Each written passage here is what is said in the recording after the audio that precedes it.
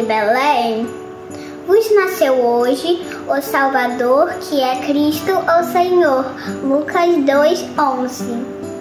Chegou o Natal, Jesus nasceu em Belém, nasceu no meu coração.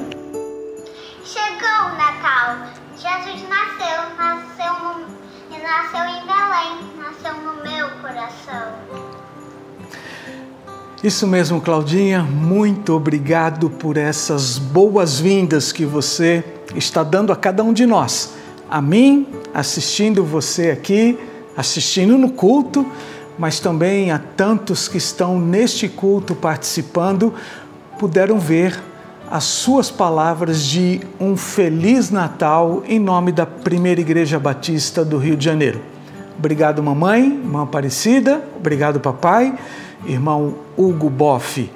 Que bom ter vocês, família Boff, aqui conosco, mas também que bom ter todos da família cristã Primeira Igreja Batista do Rio de Janeiro, esta comunidade que ama a todos vocês. Que bom ter você, nosso convidado, nosso visitante para mais este culto. Culto de celebração a Deus, é claro, culto de celebração a seu Filho, Jesus, o Salvador do mundo. Projeto Natal de Primeira é um projeto que acontece sempre no mês de dezembro aqui em nossa igreja. E neste projeto nós cantamos, falamos, testemunhamos, assim como a Claudinha e outros tantos que vão fazer isto, testemunhamos de Jesus, o nosso Salvador. Portanto, todos estão convidados para participarem nos cultos da manhã, presencialmente lá em nossa igreja. Você precisa se inscrever, ou online, aí onde você está, na sua casa, você pode acessar o culto de nossa igreja através do site de nossa igreja. Mas também você pode participar dos cultos à noite, como este culto. Culto gravado, culto online, culto à sua disposição para louvar a Deus juntamente conosco. Pode também cultuar conosco na quarta-feira, culto diretamente da Casa Pastoral. Este culto, sim, culto ao vivo, queremos todos vocês participando conosco também na quarta-feira. Queremos desejar a você um Feliz Natal logo no primeiro domingo, desde já, considerando que Jesus está em nosso coração sempre e que Ele nasceu não só em Belém, mas também pode e quer nascer no seu coração, no nosso coração. Desejamos, portanto, um Feliz Natal para a Primeira Igreja Batista do Rio de Janeiro, um Feliz Natal a todos vocês que participam dos cultos desta comunidade cristã. Este é o nosso momento de confissão. Eu convido você, meu prezado irmão, meu prezado amigo, que participa deste culto para juntos orarmos a Deus, clamarmos por perdão, por misericórdia. E eu gostaria de compartilhar com você um texto muito interessante na epístola que Tiago escreveu. Ele traz alguns conselhos práticos e desta feita, no que diz respeito a esta situação nossa de apresentarmos, de nos aproximarmos de Deus, olha o que ele fala para a gente em Tiago 4, de 7 a 10. Ele assim nos diz: portanto, submetam-se a Deus, resistam ao diabo e ele fugirá de vocês. Aproximem-se de Deus e ele se aproximará de vocês. Lavem as mãos, pecadores, purifiquem o coração, vocês que têm a mente dividida, que haja lágrimas, lamentação e profundo pesar, que haja choro em vez de riso e tristeza em vez de alegria. Humilhem-se diante do Senhor e Ele os exaltará. Então, para nós nos aproximarmos do nosso Senhor Jesus Cristo, para participarmos do culto, para oferecermos ao nosso Deus um louvor, nós precisamos lavar as nossas mãos e nós precisamos purificar os nossos corações. Que a gente sempre tenha isso em mente. Todas as vezes que formos participar de um culto, lavemos as nossas mãos, purifiquemos os nossos corações. Vamos orar. Senhor Deus e Pai, muito obrigado pela leitura da Tua Palavra. Muito obrigado, Senhor, porque no início deste culto nós podemos nos aproximar de Ti, e nós estamos, ó Pai, desejosos de lavar as nossas mãos e purificar os nossos corações, porque isto representa o reconhecimento nosso, da nossa pequenez, da nossa incompetência e da necessidade que temos, ó Pai, de constantemente clamarmos a Ti por perdão, por erros, por falhas cometidas durante a semana, por palavras que foram soltas e que magoaram corações. Ó Senhor, nós precisamos sempre fazermos esta limpeza espiritual, esta lavagem espiritual, esta purificação. Senhor, que a gente possa agora, neste momento, receber o Teu perdão, e em recebendo o Teu perdão, a gente vai então oferecer um culto que somente a Ti é devido. Muito obrigado, Senhor, por este momento. Fala-nos pelas partes que teremos ainda neste culto. Fala-nos, ó Pai, pelo sermão que ouviremos, e que possamos colocar em prática os ensinos que aprendemos a cada domingo, para colocarmos em prática no nosso viver diário. Nós oramos em nome de Jesus. Amém.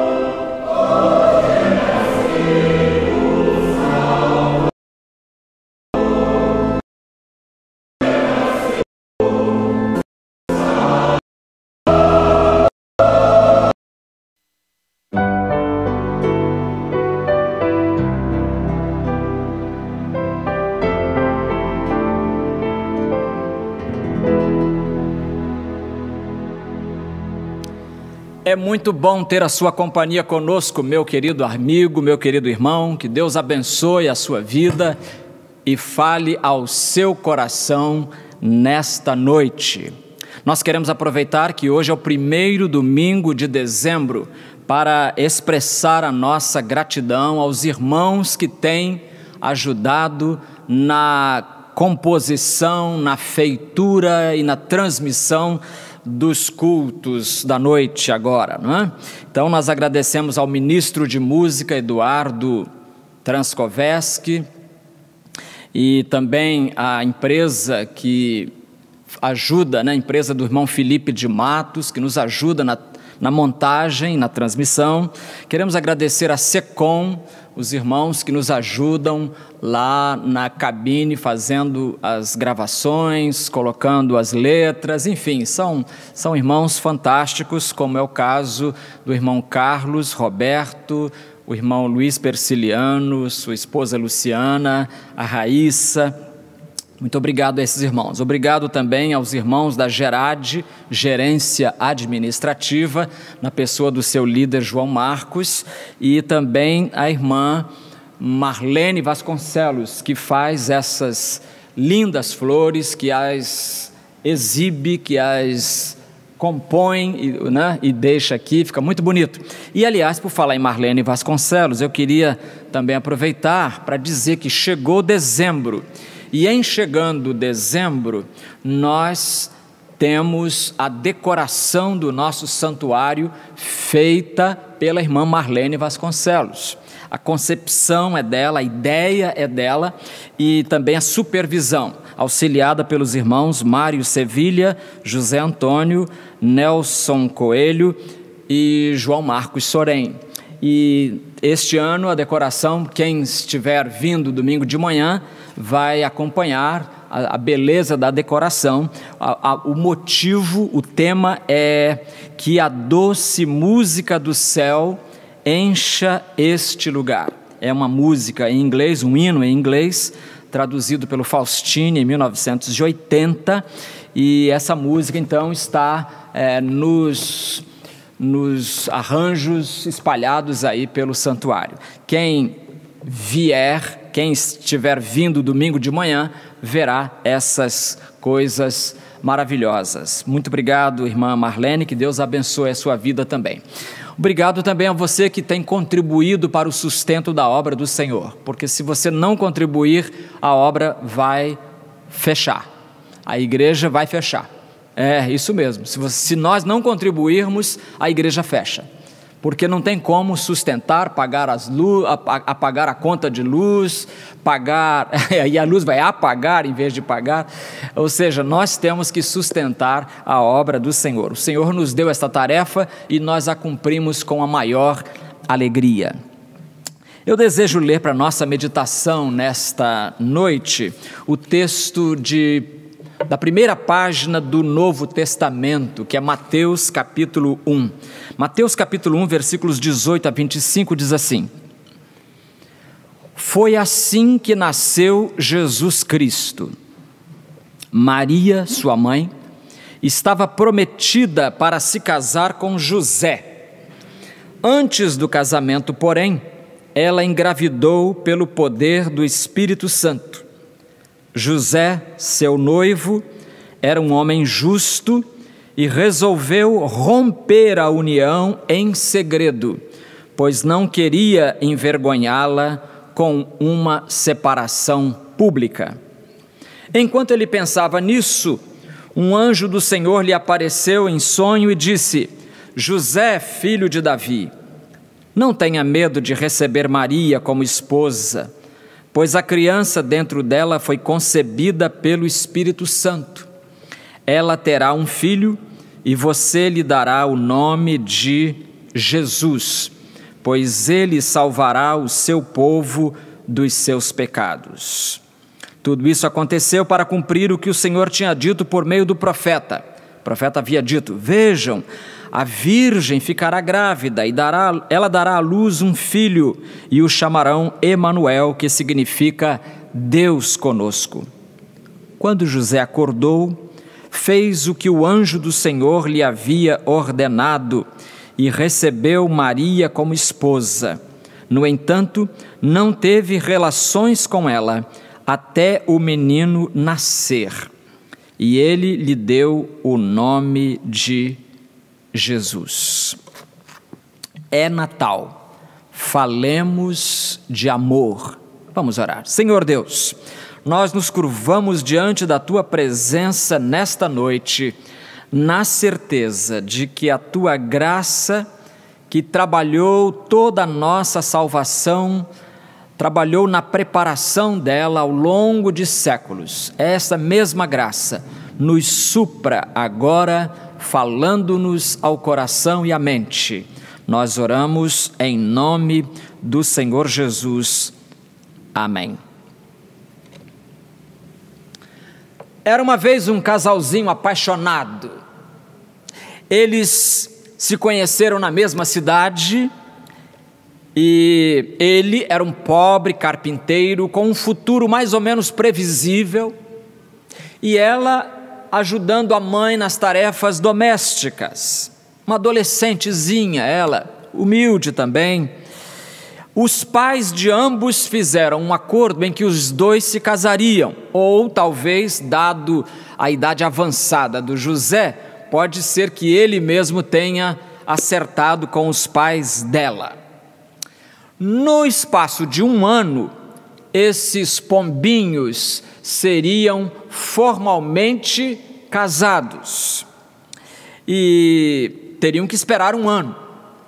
Nada e ninguém poderia, a partir da publicação do noivado, ninguém poderia separá-los. Se um deles fosse infiel ao pacto conjugal que eles fizeram, se um deles fosse infiel, teria que dissolver a união pelo mesmo processo seguido para a obtenção de um divórcio.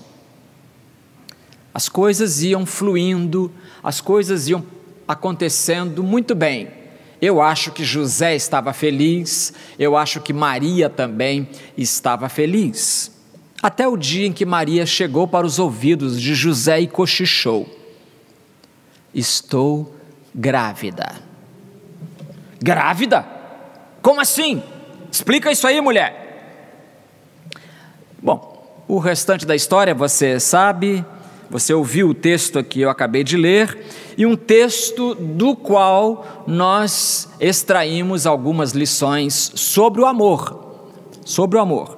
3 lições sobre o amor a partir deste anúncio do nascimento de Jesus. E a primeira lição é que o Natal nos ensina que o verdadeiro amor acolhe. O verdadeiro amor acolhe. Olha, eu confesso que José é um daqueles personagens mais neutros que há, vamos dizer assim, não é? Ele é de pouca presença no cenário do Natal, e por isso é um personagem algo negligenciado. Muitas vezes as pessoas nem se dão conta de que o José está ali, e quase sempre nas figurações, nas ilustrações, o José está do lado, né? Sempre Maria está em evidência e o José, coitado, ali do lado.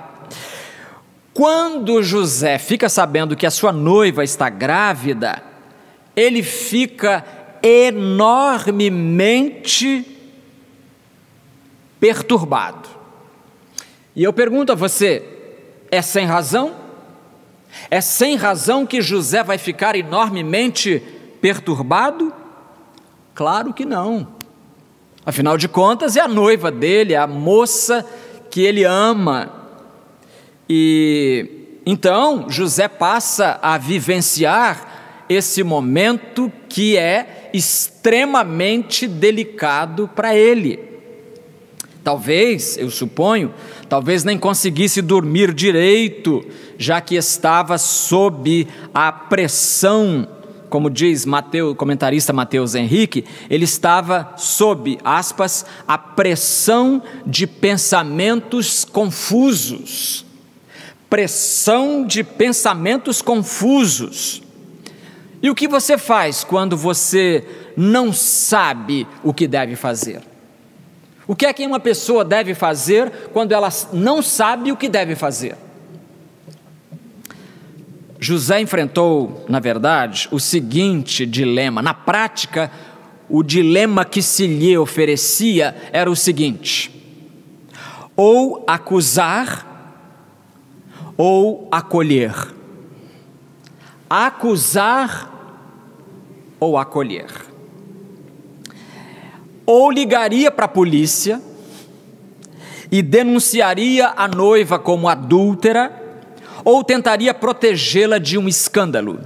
Se ele tivesse escolhido a primeira opção, denunciar, acusar, ela seria punida, e segundo Deuteronômio 22, 20 e 21, poderia ser até por apedrejamento.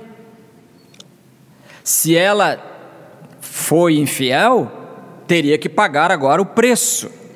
Mas nessa história toda, nesse enredo todo, há um problema, que na verdade não é um problema, é a solução. José amava Maria e José amava o Deus de Maria e o seu Deus também. Então, ele amava verdadeiramente a Maria e amava verdadeiramente a Deus. E por causa de seu amor por ela e do seu amor por ele, José não quis manchar a reputação dessa moça. Em seu coração, lá dentro, ele rejeitava a ideia de humilhá-la publicamente.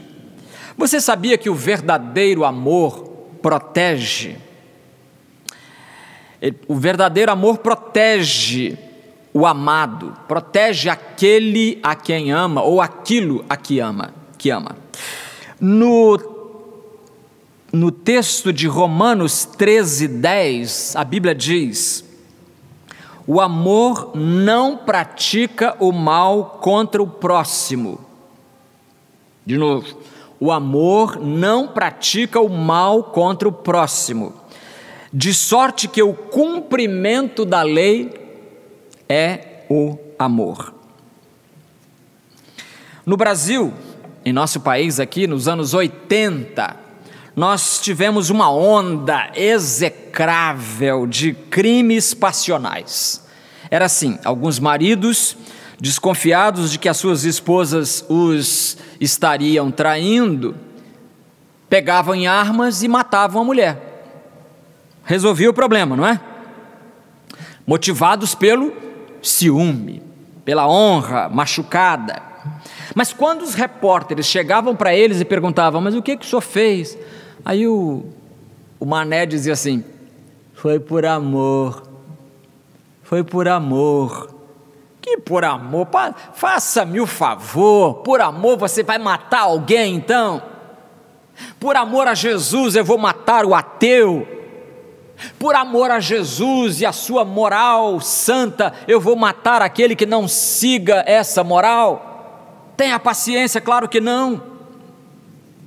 Foi preciso até a televisão na época criar uma minissérie chamada Quem Ama Não Mata, porque os camaradas estavam dizendo: eu matei por amor, matei por amor. Ah, para com isso, quem é que vai matar por amor, rapaz? Não é o amor que mata, o amor perdoa, o amor acolhe, o amor recebe, o amor ajuda a superar uma crise. Ele não joga gasolina na fogueira, ele joga água. José, pobre José, ou como diria uma cantora nossa, popular, o bom José. O bom José tinha a possibilidade de arruinar a reputação de Maria. Tinha. Ele estava com todos os dados na mão. Ele até poderia destruir a vida dessa moça, dessa infeliz, dessa pobre moça. Mas, e aqui está a diferença, meus senhores, por ser um homem temente a Deus, José procurou a Deus.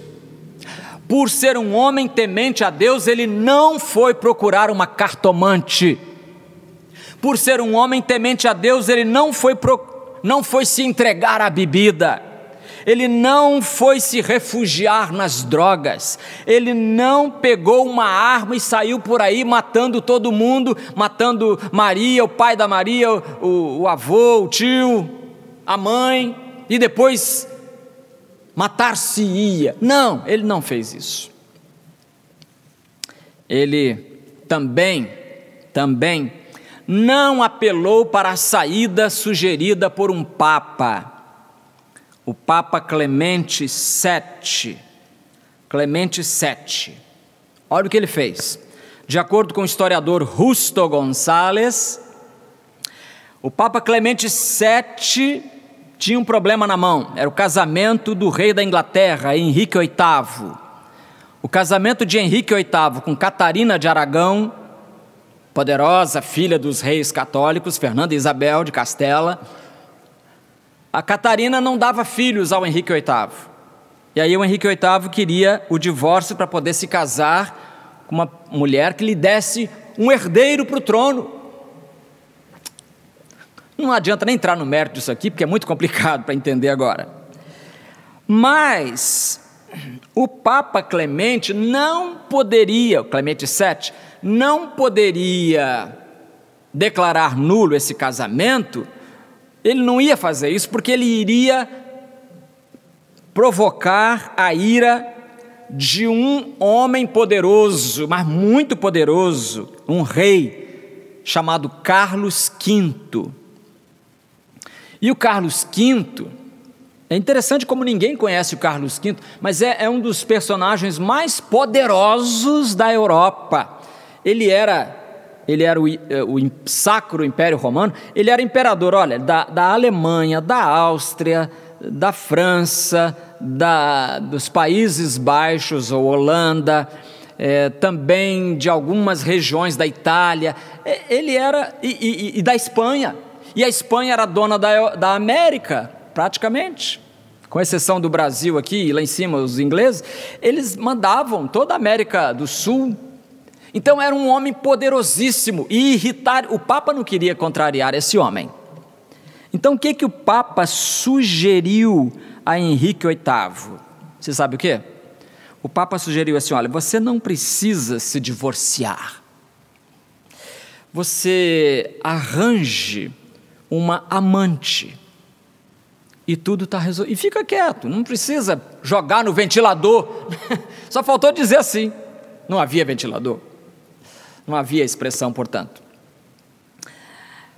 José discordaria do Papa, José discordaria, porque José não improvisou uma solução. Eu acho que quando José se viu diante dessa crise de Mateus capítulo 1, o que ele fez foi aquilo que todo crente devia fazer: orar.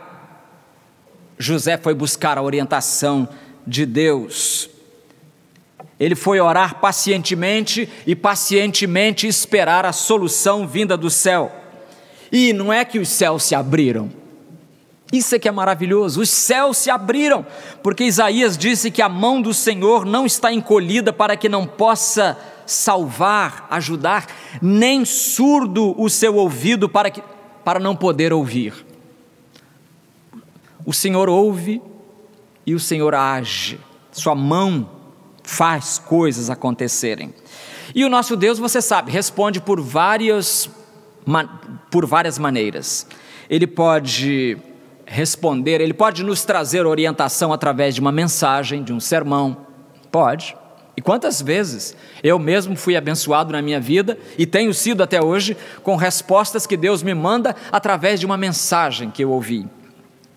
Deus pode falar através de um livro, da leitura de um livro, da leitura do livro, da Bíblia. Deus pode me falar através do conselho de um amigo. Deus pode me falar através de uma conjugação de circunstâncias, um conjunto de dados, e Deus pode falar por meio deles. Deus pode falar também por sonho, como falou a José aqui, não é? José teve um sonho, e nesse sonho a vontade de Deus se lhe revelou.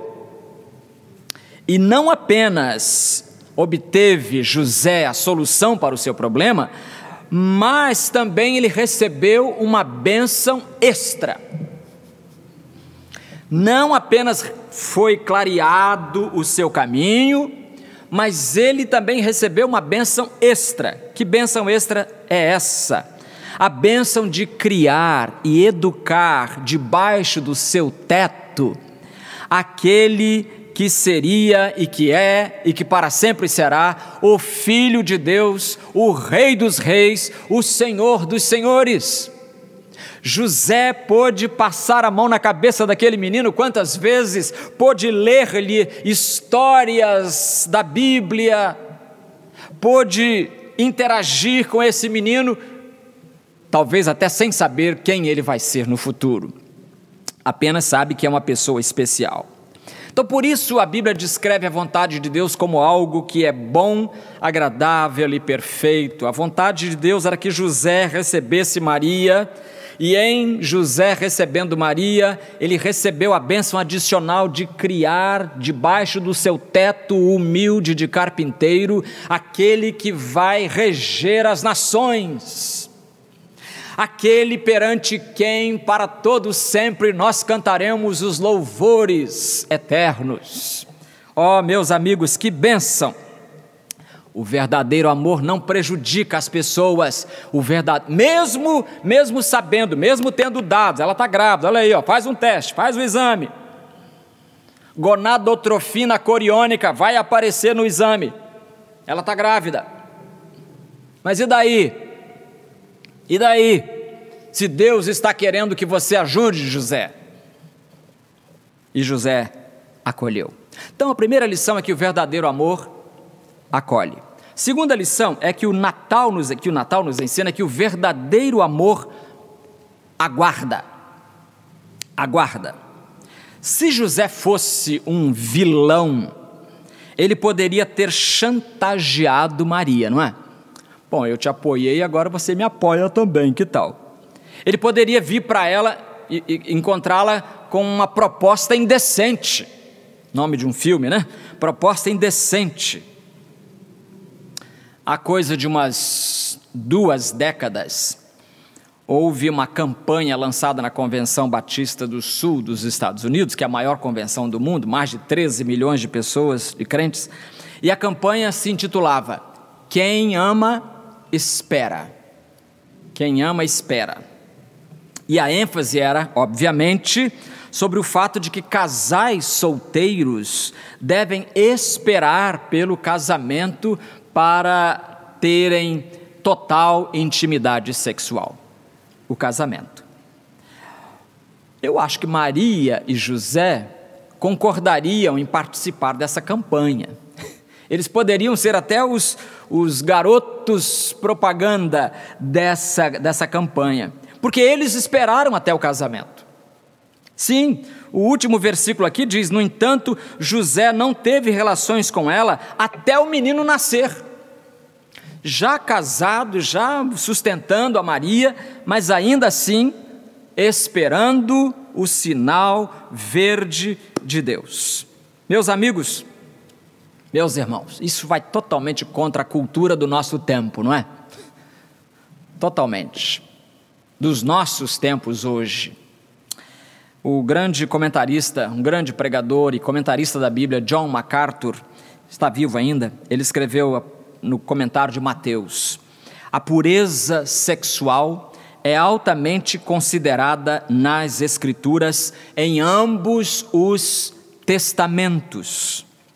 Deus põe grande valor na abstinência sexual para quem é solteiro e fidelidade sexual para quem é casado. E eu acrescentaria, como acrescento, gosto de pensar nisso, que a pureza sexual proclamada na Bíblia não é apenas dirigida à moça. Há uma ideia errada entre nós de que a moça sim deve esperar, né? Mas o rapaz está livre, solto, o moleque está solto por aí. Não, na Bíblia o José espera a hora certa de poder se relacionar intimamente com a Maria. Alguém já disse que o sexo é como fogo. Enquanto o fogo estiver na lareira, nós não temos muita lareira por aqui, mas vamos dizer, enquanto ele estiver lá no fogão a lenha, controlado, né, ele oferece calor e oferece segurança. Mas fora dali, ele fica fora de controle e é destruidor. Quantas casas incendiadas porque o fogo fugiu do controle. O casamento é a mais segura lareira do mundo. Quem ama, acolhe. Quem ama, aguarda. E em terceiro e último lugar, quem ama, abençoa. Abençoa. Então agora nós vamos falar não mais de José. Nós vamos falar do Deus que falou a José. Que há lição também aqui sobre isso. Ouça o que Deus disse a ele no sonho, no versículo 21. Ela terá um filho, e você lhe dará o nome de Jesus. Escolhido ao acaso? Claro que não. A explicação da voz de Deus para José é por que o nome Jesus? Pois ele salvará o seu povo dos seus pecados. Ele salvará. Natal é isso. Natal é dizer que o verdadeiro amor abençoa. Deus amou o mundo tanto que ele mandou o seu filho. E é isso que o Natal celebra. É disso que trata o Natal. Jesus veio. Alguém fez menção de alguns paradoxos que o Natal comporta. Olha os paradoxos. A maior pessoa na terra se torna a menor. A pessoa mais rica na terra se torna a mais pobre. A pessoa mais eloquente na terra se cala. E a pessoa mais forte na terra se torna opta por ser a mais fraca. Ele salvará o seu povo. De quê? Dos seus pecados. Não é do domínio romano, não. Como os judeus pensaram. Ele salvará o seu povo dos seus pecados. Eu sei que alguns hoje esperam que Jesus salve o mundo da pobreza, da ignorância, do preconceito. E tudo isso a gente entende que são coisas boas, são bandeiras notáveis. É desejável combater contra essas coisas, pobreza, ignorância, preconceito, etc. Violência. Mas há outros agentes, meus amigos, há outros agentes que podem cuidar dessas coisas. Mas do pecado, só um agente. Do pecado, só Jesus pode cuidar. Só Ele salvará o seu povo dos seus pecados. É isso que o Natal fala para a gente. Agora, quero terminar com uma história que eu acho esquisita para Chuchu. Olha só, o sujeito... Há um debate técnico, digamos assim, histórico, sobre quem teria inventado o avião. Quem foi que inventou o avião? Se você for brasileiro, você responde na hora. Santos Dumont. Mas se você for norte-americano... Eu me lembro que em 92, quando eu fui casar com a Peg, eu vi que ela morava no estado da Carolina do Norte. E as plaquinhas do carro, de todos os carros, toda a plaquinha tinha assim, Carolina do Norte, o primeiro a voar. Primeiro a voar? Então, fui cavar isso, né? Você pode cavar agora também no Google. Mas a história é a seguinte. Para os norte-americanos, quem inventou o avião foram dois irmãos, chamados Orville e Wilbur, irmãos Wright, com W no início, irmãos Wright. E a explicação técnica é que os irmãos Wright voaram catapultados, enquanto Santos Dumont teria feito esse voo dele que ele fez, pequeno também, curtinho, mas com um motor mesmo. Mas o que importa agora é o que vem a seguir, olha só. O Orville e o Wilbur Wright, eles tentaram repetidas vezes, voar. Até que no dia 17 de dezembro de 1903, portanto uma semana antes daquele Natal, 17 de dezembro de 1903, eles fizeram aquilo que o homem nunca fizera antes. Eles voaram nas dunas arenosas de Kitty Hawk, na Carolina do Norte. Por isso que a plaquinha do carro é isso, os primeiros a voar. E para completar a história, o voo de Santos Dumont foi em outubro de 1906, portanto, 3 anos depois dos irmãos Wright. Então fica essa briga para saber quem foi que voou, mas aquilo lá não foi voo, esse aqui foi. Eu não vou entrar nessa briga que eu não sou bobo. Mas em 1903, quando os irmãos voaram em cima das dunas arenosas lá de Kitty Hawk, eles mandaram um telegrama para casa. O meio mais rápido de se comunicar na época era por telegrama. E explodindo de alegria por terem finalmente conseguido, voar, os irmãos passaram um telegrama para a irmã deles, que se chamava Catherine. E o telegrama dizia assim: voamos de fato por 40 metros. Ponto. Estaremos em casa para o Natal. 2 frases. Voamos por 40 metros.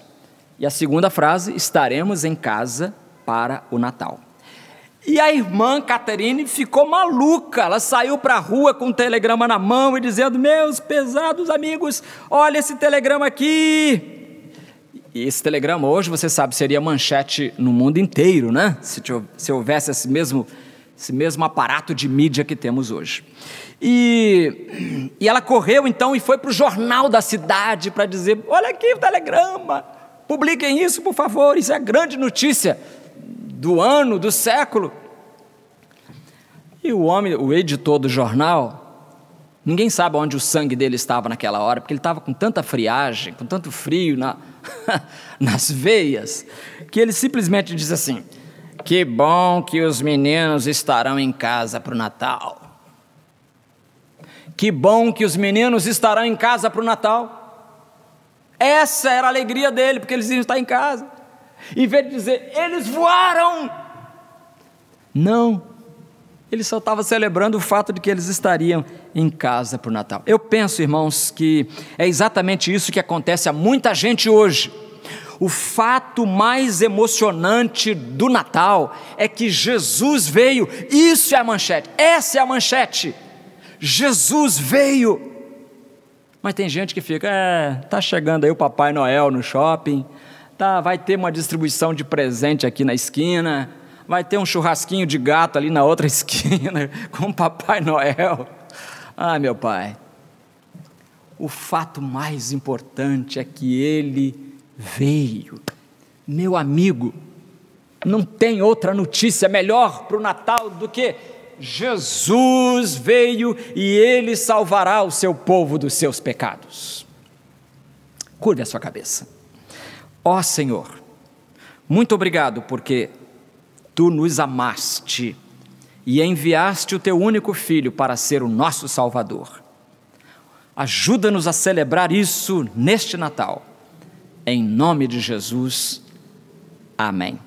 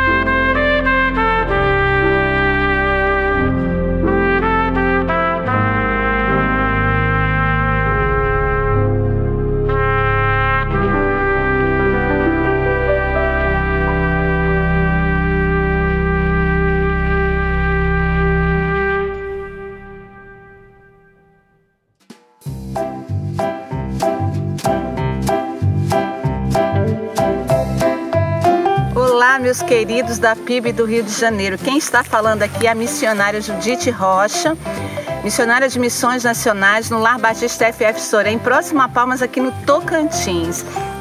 E a minha palavra inicial para vocês é gratidão. Gratidão porque no ano de 2020 vocês fizeram um Natal muito lindo, um Ano Novo lindo para nossas crianças e adolescentes, com ceia, com presentes. E nós estamos com os nossos corações gratos a Deus pela vida de vocês que tem nos ajudado há muitos anos aqui. E esse ano de 2021 não vai ser diferente, para nossa alegria. Nós estamos aqui em festa, porque sabemos que vocês estarão fazendo uma grande campanha para abençoar o Lar Batista FF Sorém. E nós queremos contar mais uma vez com o seu carinho, com a sua gratidão, com o seu empenho de estar amando e cuidando das nossas crianças aqui. Não tem sido tempos fáceis, né, devido a essa pandemia. Muitas coisas mudaram aqui dentro do acolhimento, mas Deus tem sido fiel. Nós temos desenvolvido várias atividades com as crianças e adolescentes. Nós temos rompido em fé, porque Deus está nesse projeto, porque Deus ama esse projeto. E estamos aí indo em rumo aos 80 anos. 2022, o Lar Batista estará fazendo 80 anos de existência no estado do Tocantins. E isso é um motivo de gratidão a Deus pela vida de cada um de vocês e de todas as pessoas, irmãos desse Brasil, que têm se juntado a nós, que têm segurado as cordas para que esse projeto continue. Um grande abraço para vocês, que Deus abençoe a sua vida e receba todo o carinho de cada criança, adolescente, funcionários e missionários aqui do Lar Batista FF Sorém.